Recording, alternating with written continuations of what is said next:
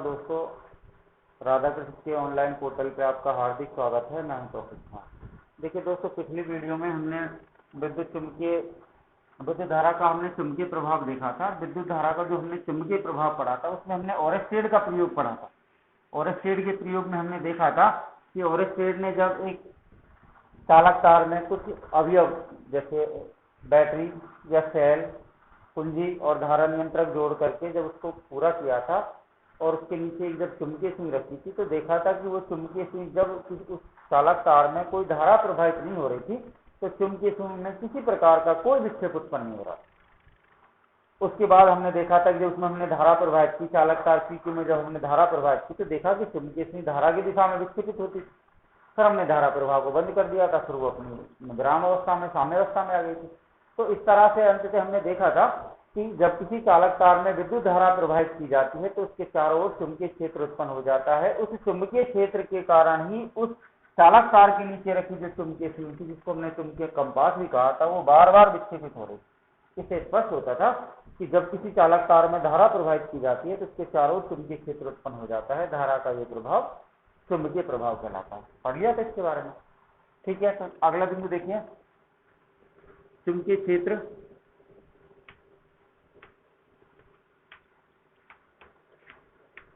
चुंबकीय क्षेत्र की दिशा। अब देखिए, दिशा तो बाद की चीज है, लेकिन सबसे पहले हमें ये पता होना चाहिए कि चुंबकीय क्षेत्र है क्या चीज, चुंबकीय क्षेत्र क्या होता है, ये कहाँ तक सीमित है, इसकी लिमिटेशन क्या है। इसकी लिमिटेशन की अगर हम बात करें तो हमने छोटी क्लासों में जब चुंबक के बारे में पढ़ा था कि चुंबक के बारे में एक चुंबक जो है ना, अगर उसको हम स्वतंत्रता पूर्वक लगता है तो उत्तर दक्षिण दिशा में ठहरता है। और चुंबक के बारे में पढ़ा था कि इसके बेसिकली दो ध्रुव होते थे, जिसको हमने उत्तरी और दक्षिणी ध्रुव कहा था। तो ये छोटी छोटी चीजें हमने छोटी कक्षाओं में पढ़ ली हैं। अब हम अगर बात करें, देखिए अगला बिंदु इसके बाद जो हम बिंदु पढ़ेंगे चुंबकीय क्षेत्र और क्षेत्र रेखाएं, मैं उसको तब भी आपको एक बार बताऊंगा, लेकिन आप एक बार और सुन लीजिए। बात करते हैं चुंबकीय क्षेत्र की। देखिए, चुंबकीय क्षेत्र को समझने के लिए हमने एक छड़ चुंबक लिया है। इस छड़ चुंबक का ये उत्तरी ध्रुव है और ये इसका दक्षिणी ध्रुव है। अब देखिए, ये अगर हम इस बात करें चुंबक की, तो इसका जो उत्तरी ध्रुव, देखिए मैं ये नहीं है कि चुंबक के दो ध्रुव होते हैं। अगर मैं इसको बीच में से तोड़ दूं तो चुंबक को आप कितनी बार भी तोड़ते जाओ, चुंबक हमेशा दो ध्रुवों में परिवर्तित हो जाता है। मैं इसको तोड़ दूं और छोटा हो जाएगा, फिर दो ध्रुव बन जाएंगे इसके, और तोड़ दूं फिर छोटा हो जाएगा। ऐसा नहीं कि एक ध्रुव। इस तरह से चुंबक को आप कितनी बार तोड़ते जाओ, चुंबक हमेशा दो ध्रुवों में बना रहता है, ठीक है। तो अब हम बात कर रहे थे चुंबकीय क्षेत्र की। तो मैं आपसे क्या कह रहा था कि चुंबकीय क्षेत्र को समझने के लिए मैंने क्या काम किया है, एक छड़ चुंबक लिया है। इसका ये उत्तरी ध्रुव है और इसका दक्षिणी ध्रुव है। आप इसको हिंदी में लिखना चाहो तो लिख सकते हो, उत्तरी ध्रुव और दक्षिण ध्रुव, या वामावर्त और दक्षिणावर्त। तो ये सारी चीजें आप छोटी क्लासों में पढ़ चुके हो। अब हम पढ़ रहे हैं चुंबकीय क्षेत्र। चुंबकीय क्षेत्र क्या है? देखिए, चुंबक के चारों ओर। अब देखिए, चुंबक का है, हमने ऐसे अनेक प्रयोग या प्रैक्टिकल हमने अपनी छोटी छोटी क्लासों में किए हैं। हमने छोटे अपने 5वीं 6वीं क्लास हमने देखा कि जब हमें कोई चुंबक मिल जाती थी तो चुंबक के पास जब हम लोहे की वस्तुओं को ले जाते थे तो लोहे की वस्तुओं को चुंबक आसानी से चिपका लेता था। अब वो इस बात पर डिपेंड करता है कि चुंबक कितने बड़े साइज का है, उसका आकार क्या है। अगर चुंबक बड़े साइज का है तो दूर तक से अपनी वस्तुओं को आकर्षित कर लेता है, लोहे के बुरादों को, लोहे से बनी छोटी चीजों को अपनी ओर खींच लेता था। अगर चुंबक का आकार छोटा है तो उसके पास से नजदीक वाली वस्तुओं को। तो अगर हम बात करें चुंबक की, तो चुंबक का आकार जितना बड़ा होगा वो उतनी ही दूरी तक लोहे से बनी वस्तुओं को अपनी ओर आकर्षित करेगा। अब जितनी दूरी से वो आकर्षित करेगा उस क्षेत्र को तो हम चुंबकीय क्षेत्र कहते हैं। भाई देखिए, चुंबक रखा हुआ है, मैंने इससे 1 मीटर दूरी पर या 1 सेमी दूरी पर मैंने लोहे से बनी कोई लोहे के कण या लोहे के टुकड़े या लोहे का हमने बुरादा पटक दिया। अब ये लोहे के बुरादों को या लोहे के कणों को खींच सकता है। क्यों? कि जितनी इसकी कैपेसिटी होती है, जहां तक इसका क्षेत्र होगा वहां तक से बनी वस्तुओं को आकर्षित करेगा। अगर ये 1 मीटर दूरी की लोहे के कणों को अपनी ओर आकर्षित नहीं कर रहा तो हम इसको और इसकी दूरी को और कम कर देते हैं। तो ये जितनी दूरी, मतलब जहां तक ये चुंबक लोहे से बनी वस्तुओं को अपनी ओर खींच सकता है, यानी जहां तक अपना ये प्रभाव रखता है, उस क्षेत्र को चुंबकीय क्षेत्र कहा जाता है।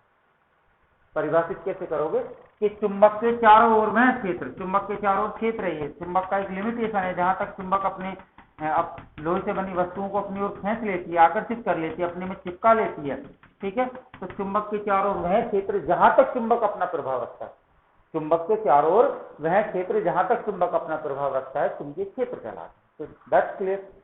पता लगा चुंबकीय क्षेत्र क्या है। तो आपको ये बात समझनी है कि चुंबकीय क्षेत्र क्या है, चुंबक के चारों ओर वह क्षेत्र जहां तक चुंबक अपना प्रभाव रखता है। प्रभाव से मतलब समझ रहे हो, लोहे से बनी वस्तुओं को, लोहे के कणों को, लोहे के बुरादों को अपनी ओर आकर्षित कर लेता है, ऐसा क्षेत्र चुंबकीय क्षेत्र कहलाता है।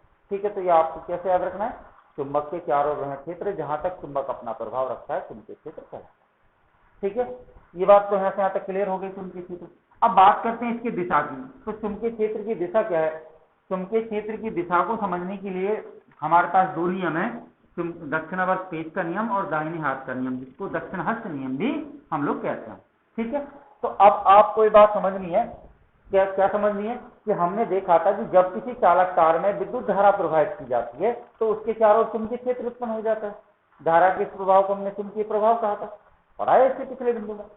तो आपको ये बात याद रखनी है कि जब किसी चालक तार में विद्युत धारा प्रवाहित की जाती है तो उसके चारों ओर चुंबकीय क्षेत्र उत्पन्न हो जाता है। इस चुंबकीय क्षेत्र की दिशा क्या होगी, इस चुंबकीय क्षेत्र की दिशा को ज्ञात करने के लिए हमारे पास दो नियम है। पहला नियम देखिए, तो आपको ये बात याद रखनी है, चुंबकीय क्षेत्र की दिशा को ज्ञात करने के हमारे पास कितने नियम है, दो नियम है। तो कौन कौन से हैं दो नियम। पहला नियम है दक्षिण हस्त नियम, आप उनको आगे पीछे किसी को कैसे लिख लो कोई दिक्कत नहीं है। दक्षिण हस्त नियम, या इसको दाहिने हाथ का नियम भी आप कह सकते हो।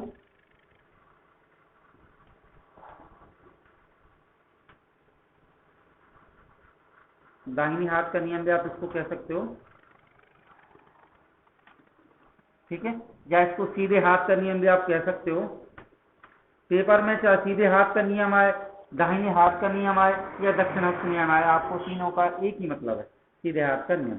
ठीक है, तो इन तीनों का एक ही मतलब है, समझ रहे हो ना बात को।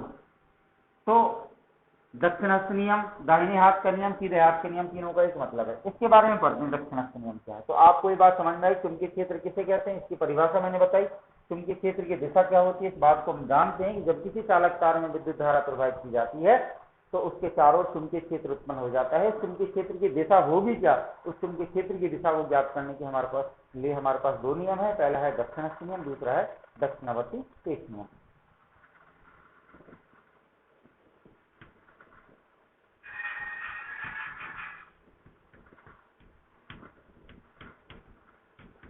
पेच नियम, इसको दक्षिणावर्त पेच का नियम भी कहते हैं। ठीक है, तो पहले इसको पढ़ते हैं हम, दक्षिणावर्त नियम क्या। तो मैंने इसलिए इन तीनों को इसलिए लिखा है कि आपको कंफ्यूजन ना हो, दाहिने हाथ का नियम हो, सीधे हाथ का नियम हो, दक्षिण हस्त नियम हो, इन तीनों का एक ही मतलब है। ठीक है, तो देखिए पहले हम दक्षिण हस्त नियम को पढ़ते हैं। दक्षिण हस्त नियम क्या है, देखिए दक्षिण हस्त नियम क्या है आपको, देखिए इसके लिए आप क्या, ये कोई चालक तार है, ठीक है, इस चालक तार को देखिए, इस बात को आपको याद रखना है, जिनकी चित्रकला अच्छी वो आसानी से वो लगते इनको आसानी से बना सकते हैं। इसमें आपको क्या करना क्या है कि इसके लिए देखिए, ये मैंने कोई पेच नहीं है, ये सीधा मैंने कोई चालक तार लिया है। ठीक है, इस चालक तार को मैं क्या काम करूं, ठीक है, इस चालक तार को मैं इस तरह से अंगूठे के रूप में देखिए। तो देखिए ये क्या है, मैंने दक्षिण हस्त नियम क्या है आपको याद रखना है। दक्षिण हस्त नियम चुंबकीय क्षेत्र की दिशा को ज्ञात करने का पहला नियम है। तो आपको क्या लिखना है दक्षिण हस्त नियम के अनुसार यदि किसी चालक को, अब इसको धारावाहिक नहीं कह सकते हम, देखिए धारावाही चालक का मतलब है जिसमें किसी वृत्ताकार कुंडली को या किसी तांबे से बनी कुंडली में उसको लपेट करके जब हम किसी में उसमें धारा प्रवाहित करते हैं उसको हम धारावाही कह सकते हैं। इसलिए क्या कहना पड़ेगा, दक्षिण हस्त नियम के अनुसार यदि किसी चालक तार को दाहिने हाथ से, अब देखिए बहुत सी किताबों में यूं पकड़ रखा है, आप यूं भी पकड़ सकते हो, गारंटी है, कोई दिक्कत नहीं है, आप यूं भी पकड़ सकते हो, यूं भी पकड़ सकते हो, लेकिन अंगूठा या तो ऊपर की तरफ हो या नीचे की तरफ हो, मुड़ी हुई उंगलियों से विपरीत हो। समझ रहे हो, तो क्या लिखना है, मैं दोनों तरह आपको समझा रहा हूँ, कंफ्यूज होने की आवश्यकता है नहीं बिल्कुल भी, क्योंकि आपको क्या याद रखना है, हम लोग पढ़ रहे हैं चुंबकीय क्षेत्र की दिशा को ज्ञात करने का पहला नियम है दक्षिण हस्त नियम। लिखना है इस नियम के अनुसार यदि किसी चालक तार को दाहिने हाथ से इस प्रकार पकड़ा जाए, इस प्रकार पकड़ा जाए या इस प्रकार पकड़ा जाए। ठीक है, तो दोनों दिशा में क्या है, आप इससे समझ रहे हो, मुझे नहीं पता, इससे समझ रहे हो, इससे समझ रहे हो, लेकिन जो है कंडीशन सेम है। क्या लिखना है, दक्षिण हस्त नियम के अनुसार यदि किसी चालक तार को दाहिने हाथ से यानी सीधे हाथ से दाहिने हाथ से इस प्रकार पकड़ा जाए, इस प्रकार पकड़ा जाए या इस प्रकार पकड़ा जाए कि अंगूठा तो धारा की दिशा में रहे, अंगूठा तो धारा की, इसका मतलब ऊपर की तरफ धारा की दिशा होगी, अंगूठा तो धारा की दिशा में रहे, तब मुड़ी हुई उंगलियां, ये मुड़ी हुई उंगलियां, ये इस तरह से जो मुड़ी हुई उंगलियां हैं, ये मुड़ी हुई उंगलियां चुंबकीय क्षेत्र की दिशा को व्यक्त करेंगी। कुछ बात समझ में आई? एक बार दोबारा सुन लो। हम पढ़ रहे हैं चुंबकीय क्षेत्र की दिशा को ज्ञात करने का पहला नियम है दक्षिण हस्त नियम। इस नियम के अनुसार यदि किसी चालक तार को दाहिने हाथ से इस प्रकार पकड़ा जाए, इस तरह भी कर सकते हो, इस तरह भी कर सकते हो, तो आप जो जैसे समझ रहे हैं, मुझे नहीं पता आप कैसे समझ रहे हो, लेकिन जो है सेम है दोनों। एक बार दोबारा सुन लो। दक्षिण हस्त नियम के अनुसार यदि किसी चालक तार को दाहिने हाथ से इस प्रकार पकड़ा जाए कि अंगूठा तो धारा की दिशा में रहे, लंबवत ऊपर की तरफ ऊर्ध्वाधर, अंगूठा तो धारा की दिशा में रहे, तब मुड़ी हुई उंगलियां चुंबकीय क्षेत्र की दिशा को व्यक्त करेंगी। यानी चुंबकीय क्षेत्र की दिशा इस तरफ होगी, इस तरफ होगी, इस तरफ का मतलब इस तरफ। आप इसको इस तरफ भी दिखा सकते हो। ये मैं तीर का निशान बता रहा हूं जिससे कि पता लग रहा है क्या हो रहा है, ठीक है। इस तरफ भी आप लग, अगर ऊपर की तरफ है तो ये, नीचे की तरफ आप अंगूठा ऊपर की तरफ रखना चाहते हो तो ये, और नीचे की तरफ रखना चाहते हो तो ये। समझ रहे बात को? तो आपको एक बार आप समझ में आ गया होगा दक्षिण हस्त नियम क्या है। एक बार दोबारा सुन लो। दक्षिण हस्त नियम के अनुसार यदि किसी चालक तार को दाहिने हाथ से इस प्रकार पकड़ा जाए कि अंगूठा तो धारा की दिशा में रहे, तब मुड़ी हुई उंगलियां चुंबकीय क्षेत्र को व्यक्त करेंगी। यानी मुड़ी हुई उंगलियां चुंबकीय क्षेत्र की दिशा को व्यक्त करेंगी, ठीक है। ये दक्षिण हस्त नियम। दूसरा देखिए, ठीक है, ये हो गया ना। अब देखो दक्षिणावर्ती पेच का नियम, ये क्या है? दूसरा नियम है इसका दक्षिणावर्त पेच का नियम।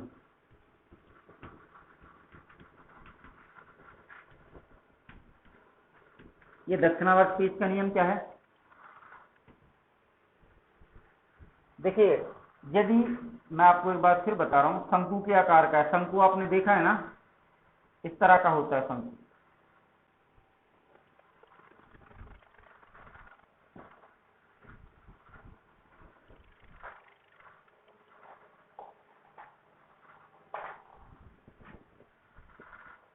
देखिए,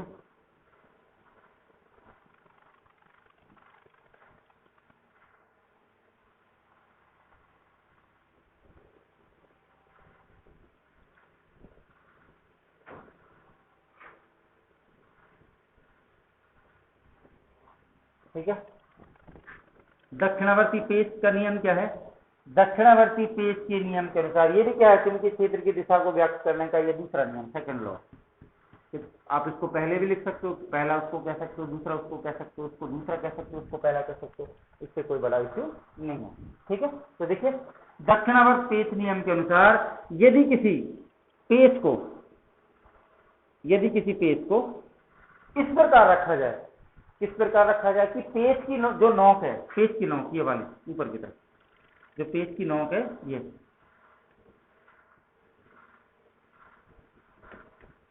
पेच की नोक क्या है? ये।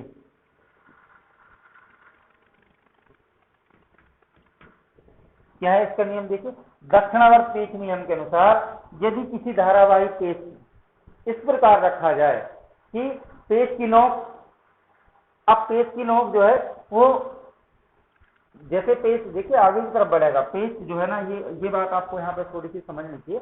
इस नियम के अनुसार यदि दक्षिणावर्ती पेच को, ये दक्षिणावर्ती पेच इस प्रकार रखा जाए, किस प्रकार रखा जाए कि पेच की जो नोक है, ये नोक, ये जो इसका पॉइंट है, पेच की नोक आगे बढ़ने के साथ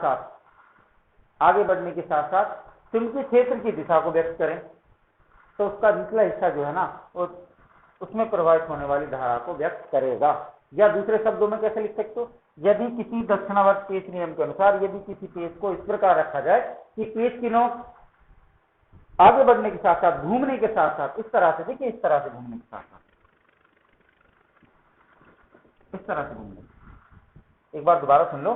दक्षिणावर्त पेच नियम के अनुसार यदि किसी धारावाही चालक, अब देखिए इसमें एक दो चीजें आपको कॉमन याद रखनी है। मैं इसको अगर धारावाही चालक कहूंगा तो उसके घूमने की दिशा फिर चुंबकीय बल रेखाओं की दिशा से अलग हो जाएगी। तो आपको ये क्या याद रखना है, लिखना है दक्षिणावर्त पेच नियम के अनुसार यदि किसी पेच को, अब ये पेच शंकुआकार का हो सकता है, समझ रहे हो, नुकीले आकार का हो सकता है, घूमने वाले लहटू की तरह हो सकता है, लेकिन इसकी नोक जो है ना, पेच की जो नोक है नुकीली होनी चाहिए। तो क्या लिखना है, दक्षिणावर्त पेच नियम के अनुसार यदि किसी पेच को इस प्रकार रखा जाए कि पेच के घूमने की दिशा, पेच के घूमने की दिशा जो है, अब जब घूमेगी तो आगे की तरफ बढ़ेगी ना, देखिए घूम रही है, पहले यहां से शुरू हुआ, देखिए आप यहां से घूमने की दिशा, फिर यहां घूमने की जो दिशा है वो क्या होगा, वो धारा की दिशा में आगे की तरफ बढ़े। भाई आगे की तरफ तो बढ़ रही, इधर यहां आ गई, फिर यहां आ गई, फिर यहां आ गई, आगे की तरफ बढ़े, तब क्या होगा, पेच का जो निचला हिस्सा है ना, वो चुंबकीय क्षेत्र की दिशा को व्यक्त करें। कुछ बात समझ में आई? ये बात आपको समझनी चाहिए। दक्षिणावर्त पेच नियम के अनुसार यदि किसी पेच को इस प्रकार रखा जाए, किस प्रकार रखा जाए कि पेच की जो नोक है, पेच की नोक घूमने की जो दिशा है वो आगे की तरफ धारा की दिशा को व्यक्त करे, तब उसका जो निचला हिस्सा है ना, नीचे का जो भाग है, वो चुंबकीय क्षेत्र की दिशा को व्यक्त करेगा। ये इसका दूसरा नियम होगा। तो अब हमें पता लग गया चुंबकीय क्षेत्र की दिशा कैसे कैसे होती है। दक्षिणावर्त नियम के अनुसार तो मुड़ी हुई उंगलियां तो चुंबकीय क्षेत्र को व्यक्त करती हैं, अंगूठा धारा की दिशा में रहता है, या इस तरह पकड़ लो या इस तरह पकड़ लो। दक्षिणावर्ती पेच को हमने इस प्रकार रखा है कि इसकी जो नोक है, जब नोक घूमेगी आगे बढ़ने के साथ साथ वो तो धारा की दिशा को व्यक्त करेगी, तब उसका जो नीचे का हिस्सा है वो चुंबकीय बल रेखाओं को व्यक्त करेगा। ठीक है, 10 दोनों में कोशिश। आगे देखिए,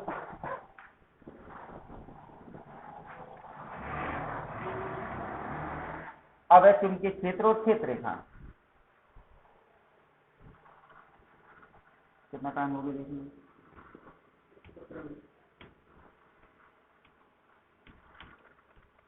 चुंबकीय क्षेत्र एवं क्षेत्र रेखा।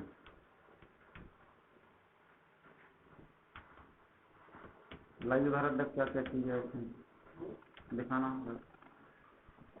तो देखिए, ये जो हमने चुंबकीय क्षेत्र की दिशा व्यक्त की है, तो चुंबकीय क्षेत्र की दिशा जो हमने व्यक्त की है, तो ये दोनों नियम, इसको हम दक्षिणाहस्त नियम कह सकते हैं, दाहिने हाथ का नियम कह सकते हैं, सीधे हाथ का नियम भी कह सकते हैं। उसमें क्या, और जो दक्षिणावर्त पेच था, जो घूमने वाली पेच जो होता है, शंकु आकार का जो पेच था, उसके घूमने की दिशा में क्या फर्क था। तो इन दोनों नियमों से ये स्पष्ट हो गया कि अगर हम किसी चालक कार को इस प्रकार घुमाएं, किस प्रकार घुमाएं कि चालक कार में घूमने की जो दिशा थी, पेच के जो घूमने की दिशा थी, जब वो आगे बढ़ता है तो वो धारा की दिशा को व्यक्त करे, और जो उसका नीचे का हिस्सा है तब वो क्या काम करेगा, उस बल रेखाओं को व्यक्त करेगा। तो ये जो चुंबकीय बल रेखाएं आप देख रहे हो, चुंबकीय बल रेखाएं जो आप लोग देख रहे हो, ये बल रेखाएं कहां से आई है। चुंबकीय बल रेखाएं जो है, हमने इस बात को पढ़ा है कि चुंबक के उत्तरी ध्रुव से कुछ बल रेखाएं निकलती थी। उन बल रेखाओं को निकालने के लिए हमने देखा था कि उनकी दिशा हमेशा उत्तर से दक्षिण की ओर होती। पढ़ेंगे इसको। तो देखिए, पहले तो वही बात, चुंबकीय क्षेत्र क्या है। इस चुंबकीय क्षेत्र को तो हमने पढ़ लिया अभी तक, बल्कि चुंबक के चारों वह क्षेत्र जहां तक चुंबक अपना प्रभाव रखता है चुंबकीय क्षेत्र कहलाता है। ये तो अभी मैंने बताया था, मैं इसलिए कह रहा था कि अगले बिंदु में भी इस परिभाषा को हम लोग पढ़ेंगे। ठीक है, तो अब जो चुंबकीय क्षेत्र है इसके बारे में तो हमने पिछले बिंदु में पढ़ लिया कि चुंबकीय क्षेत्र क्या, चुंबक के चारों वह क्षेत्र जहां तक चुंबक अपना प्रभाव रखता है चुंबकीय क्षेत्र कहलाता है।